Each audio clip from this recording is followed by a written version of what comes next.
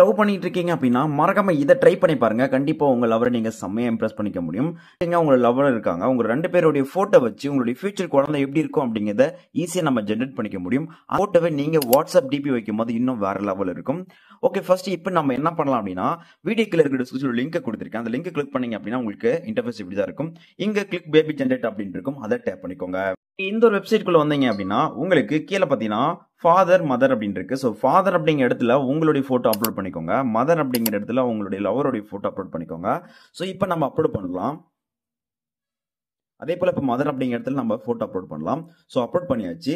இங்க உங்களுக்கு என்ன பேபி வேணும் அப்படிங்கிற மாதிரி இருக்கு. ஸோ பேபி ஜெண்டர் அப்படின்னு கிளிக் பண்ணிட்டீங்கன்னா பாய் ஆர் கேர்ள், ஸோ உங்களுக்கு எது விருப்பமோ அதை நீங்க சூஸ் பண்ணிக்கோங்க. நான் பாய் அப்படிங்கிறத கொடுத்துக்கிறேன். கொடுத்துட்டு ஜென்ரேட் பேபி அப்படின்னு கொடுத்தீங்கன்னா வித்தின் செகண்ட்குள்ள பார்த்தீங்கன்னா உங்களுக்கு அந்த ஒரு பேபி போட்டோ ஜென்ரேட் ஆகிடும்.